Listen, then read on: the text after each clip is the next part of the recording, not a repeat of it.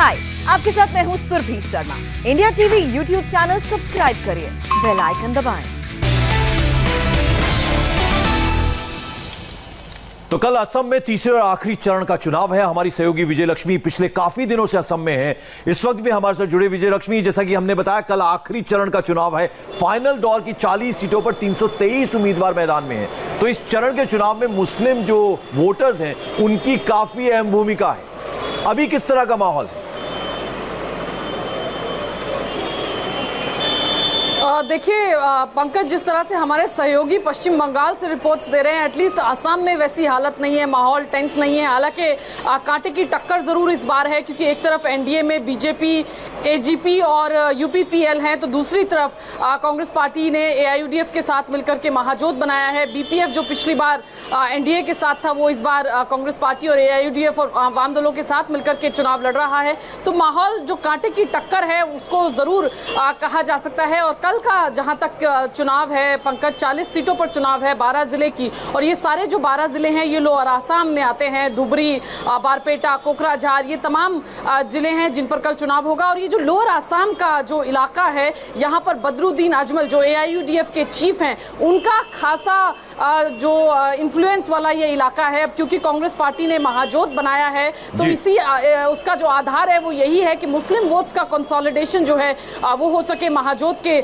Support में, और इसीलिए ये अलायंस जो है बनाया गया है। तो कल का जो फेज है वो महाजोत के लिहाज से बेहद क्रूशल होगा। पिछली बार का जो चुनाव था उसमें कांग्रेस और एआईयूडीएफ के आपस के जो कैंडिडेट्स थे उनके वोट स्प्लिट हुए थे, जिसकी वजह से बेहद कम मार्जिन से दोनों पार्टीज के उम्मीदवार कई सीटों पर हारे थे। उसमें से कई सीट इस जो तीसरे चरण में जिन सीटों पर मतदान होगा उसमें से भी है। लेकिन इस बार दोनों जो आपने जिक्र किया बदरुद्दीन अजमल का, तो इसलिए ये सवाल लाजमी बनता है, जिस तरह का चुनाव असम ने इस बार देखा है, ध्रुवीकरण की राजनीति चरम पर रही और हेमंत बिश्वा शर्मा उसके मुखिया या सरगना के तौर पर, मुख्य प्रवक्ता के तौर पर हर जगह दिखाई दिए।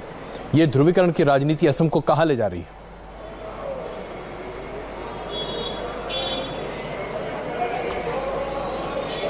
देखिए अजय जी, ये तो इसमें कोई दो राय नहीं है कि इस बार जो राजनीति है आसाम की अगर हम बात करें तो आप अगर मेजॉरिटी वोटर से पूछते हैं तो वो एक पार्टी का नाम लेते हैं, आप माइनॉरिटी वोटर से बात करते हैं तो वो एक दूसरी पार्टी का नाम लेते हैं। तो जैसे ही हम बतौर जर्नलिस्ट जब मैं जाती हूँ, लोगों से बात करती हूँ, वोटर से बात करने की कोशिश करती हूँ, तो वो मेजॉरिटी और माइनॉरिटी में बटे हुए नजर आते हैं। मेजॉरिटी के वोटर एक पार्टी की बात करते हैं, माइनॉरिटी के वोटर दूसरी पार्टी की बात करते हैं। तो ये जो ध्रुवीकरण है इस बार आसाम में, हालांकि यहाँ के जो जानकार है वो बताते हैं कि पहले आसाम जो था वो भाषा के आधार पर बटा हुआ था, लिंग्विस्टिक आधार पर आसाम में लोग अपनी पहचान करते थे। आप या तो बांग्ला भाषी होते थे या आप आसामी भाषी होते थे। लेकिन इस बार जो है आप माइनॉरिटी और मेजॉरिटी में लोगों को बटा हुआ जरूर पा रहे हैं। सीए का मुद्दा है जो अपर आसाम की अगर मैं बात करूं वहां पर जरूर हुए, एंटी सीए मूवमेंट्स वहां पर हुए। लोअर आसाम में हालांकि उतना नहीं है। बांग्ला भाषी जो हिंदू हैं वो जरूर सीए का सपोर्ट कर रहे हैं, क्योंकि सीए के जो प्रोविजंस हैं उसके तहत उनको नागरिकता मिलने की एश्योरिटी मिलती है। लेकिन जो बांग्ला भाषी मुस्लिम्स हैं उनके बीच में उतना उसको लेकर के सेंटिमेंट तो काफी मुश्किल और बहुत ही ट्रिकी चुनाव है विजय लक्ष्मी, और आप लगातार नजरें बनाई हुई हैं। हम कल भी आपसे लगातार अपडेट लेते रहेंगे। लेकिन प्रमुख बात यह है जो अभी विजय लक्ष्मी ने आपके सामने प्रस्तुत की, असम में राजनीति भाषा पर होती थी। ओहमिया अपनी अहम भाषा को लेकर बहुत ही ज्यादा प्रोटेक्टिव रहा करते थे, लेकिन अब भाषा नहीं, धर्म। और यही बता रहा है कि कैसे असम की तासीर इस बार के चुनाव ने बदल दी है, आज के लिए नहीं बल्कि हमेशा के लिए।